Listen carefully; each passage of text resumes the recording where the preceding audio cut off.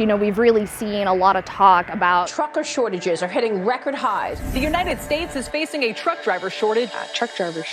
So we don't have the people. There's no shortage. What there is shortage of is more union contract jobs. So that's the only shortage that's really there. America's ports are backlogged with shipping containers. The media wants you to think a truck driver shortage is to blame. But there is no truck driver shortage. There are 15% more drivers than a decade ago. The real issue is truckers have been increasingly mistreated and exploited for profits for decades.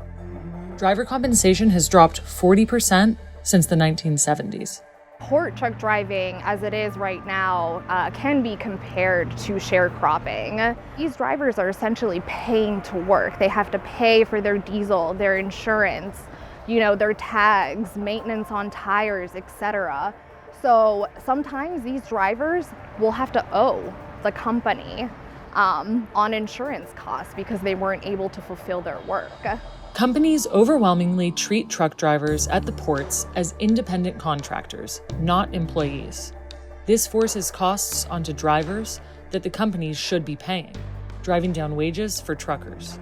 Sometimes when you're misclassified drivers, you won't make nothing. You'll show up to work and actually be in the red. You'll buy lunch, you'll pay for your fuel, and you'll be in the red for that day because you weren't able to secure a loaded container out of that port. We sell you on being a misclassified drivers, but you could be your own boss, you could be your own company, you could own your own truck one day, when really it's just a big ripoff. You end up paying all these fees and pay for a truck that'll never be yours. I actually went through that. So that's where the first scheme shows up. These companies erroneously classify them as independent contractors so they can deny them insurance, sick leave, during the pandemic, PPE, unemployment insurance, you name it. The deck is stacked against you. It's almost like going to Vegas, thinking you're really gonna win. When the fact of the matter, it's not set up for you to win. The misclassification of workers has led to extreme inefficiency at the ports, where drivers can wait hours for cargo loads for no pay. This means the same companies exploiting workers by refusing to treat them as employees are also the ones throwing off the supply chain.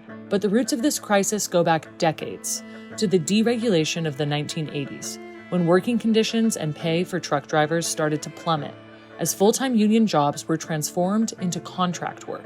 Everyone knows that truck driving was a very lucrative career. It was a ticket to the middle class. It was a majority unionized workforce.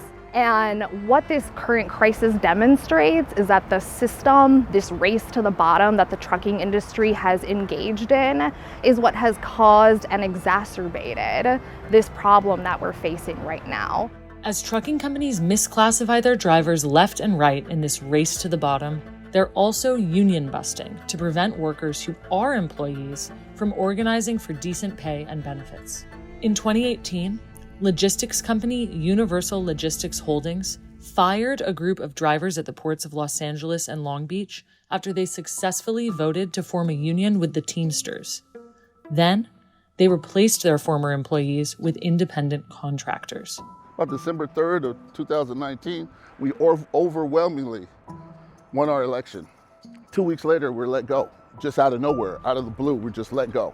I'm talking 4 days before Christmas. The reason I think they fired me was for retaliation, because they knew I was really, really involved. I was very outspoken. I would actually get into it with the union busters. So, the National Labor Relations Board has since ruled that the firings were illegal and that Universal Logistics Holdings must reinstate its workers and give them back pay.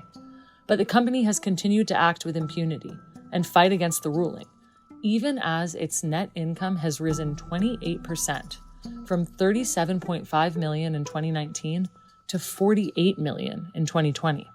I landed on my feet. I actually accepted a job for lower hourly wages, but better medical, better healthcare, vision, dental, a guaranteed 40-hour work week, and it was a union job. Being a union driver at these ports is completely different from being a misclassified driver. Again, right now, the narrative that it's a lack of jobs is absolutely incorrect. There are plenty of drivers who want to work. The lines are absolutely backed up. What it is a shortage of good union jobs. We're seeing a lot of words thrown around like retention programs, recruitment programs, but folks are missing the point. The point is that drivers want to work, but they want to be fairly compensated. And in order to do that, we need to regulate a heavily unregulated system.